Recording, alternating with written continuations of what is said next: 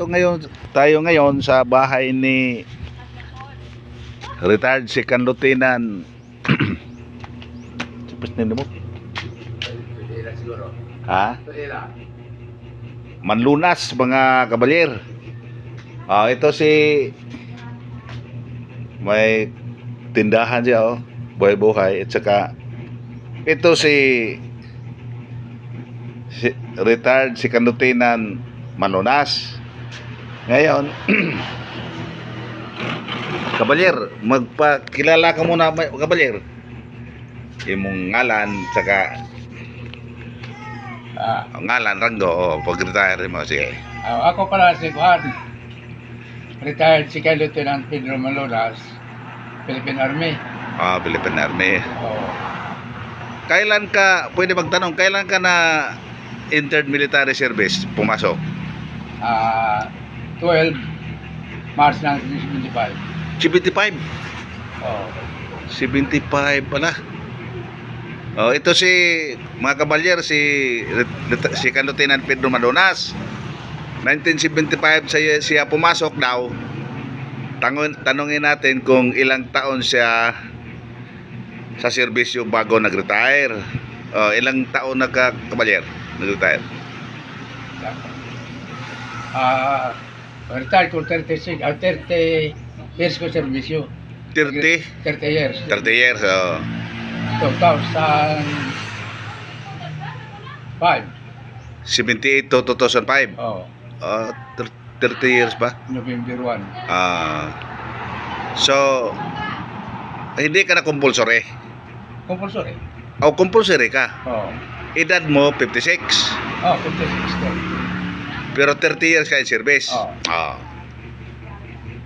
Nakaabil ka ba sa automatic promotion 1 nag-hire bago nag-retire? Oo.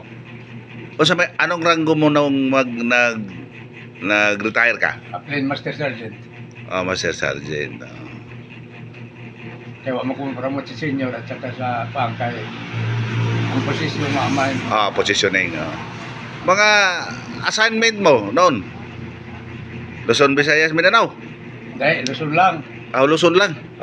GHQ, Army Quarters, 7 Division. 7 Division.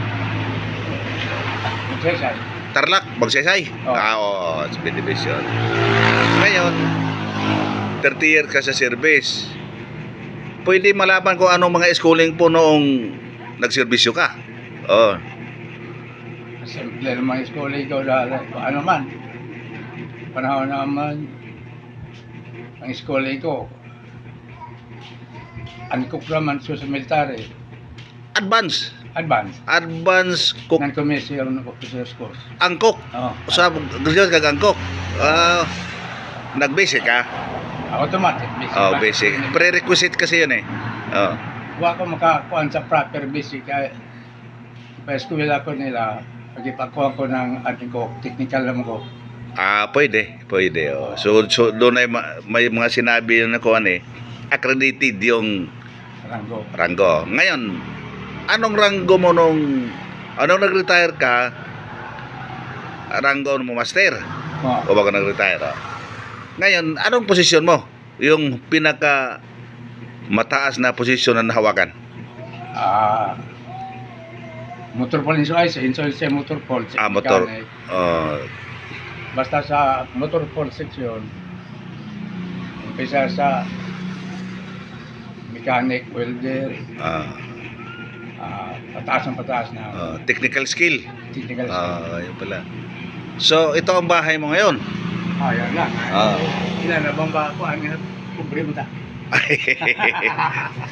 Ito ang bahay ni retired Master Sergeant Second Lieutenant Pedro Manlunas, mga kabalyers. Simple lang, buhay pamumuhay. Daplin siya sa highway, tumira, at saka payapa naman yung buhay niya. Pero serious, payapa naman. Kaya sa Tagalog, magulong timing.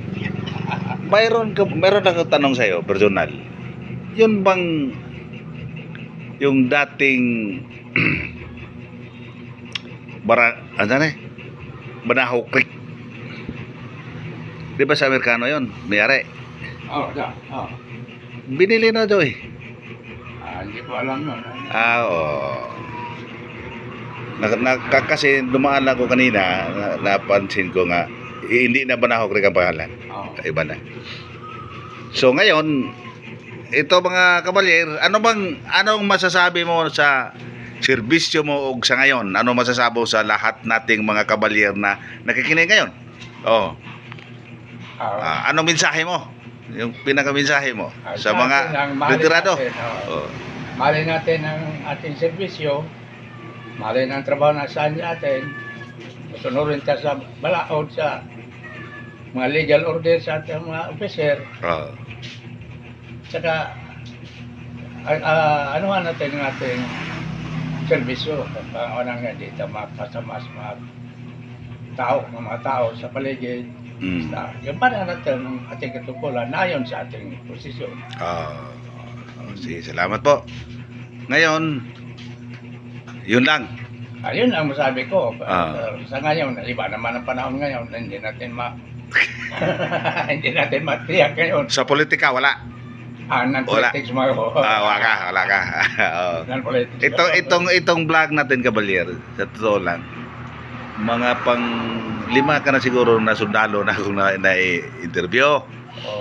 Ngayon, ang purpose kasi nito, maiparating yung makilala yung kabayanihan mo ng sundalo ka pa, unang-una. Pangalawa, parang ma-reconcile ba, parang hindi napabayaan lang, porque nagretiro na, mura lang magwa. Ngayon, makita rin ito, mga kabalyer, sa mga nagretiro na, may mga kabats ito eh. Sigurado. 75 ka na na-enlist. Enlist. So, 75, civilian to military ka. Civilian tapos military. Iba man ang rules from the rank nga nag-trainee, nag-drafty, na regular. Pareho pa rin yun, pero yung pinagdaanan lang ang pagkaiba. So ngayon, masaya ka na ba ngayon? Natural ka, wala ka na sa trabaho, hindi ka na presyo, tastuhan. Wala na presyo, no? Magkatulog ka na sa gusto ng tulog. Hindi ka yan sa presyo para... Ay, kung hindi man, kung mararapatin, ilang taon ka na ngayon? 74. Mga kabalyer, 74 ng kanyang edad ngayon. Compulsory siya 56. Pero ilang taon na, kaya nung 65 siya sa pag-retire, nang dumating yung 65 niya, pibaw pensioner ka. Ngayon pibaw pensioner ka na. 70 na, may matanong na para sa kaalaman ng ibang mga kabalyer nga nagretiro. Ilan ang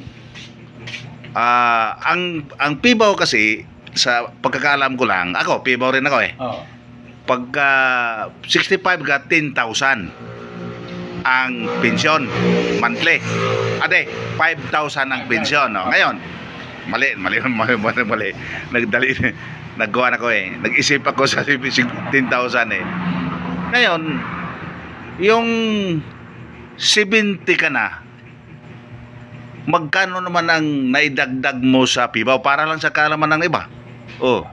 Nadagdagan ng 1.5 kaya 6.5 na ngayon.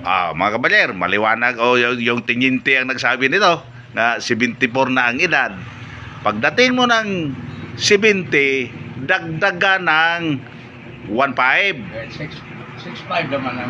Okay, ang monthly daw niya 6.5 na. Malinaw mga kabalyer na mga nakikinig yung nag-monitor ngayon sa vlog natin. Ito ang totoo. Pagka 70 ka na, dagdagan ng 1.5. So instead ng 5,000, 6,500. So yun lang mga kabalyer. Maraming salamat at saka sana katawa raw kabalyer. Pinainitan siya siyang mahal na kabiyak eh. Kabiyak niya. Bata pa kabiyak niya. Bata pa ito eh, pero medyo siguro may kuha nito si Cavalier, kaya ganito. Pero bata pa yung asawa niya. Ito asawa niya. Hindi ko na ipakita sa tubangan, palikod lang kay very obvious kung sige, hanggang dito na lang Cavalier. Maraming salamat. Okay. Salamat. Si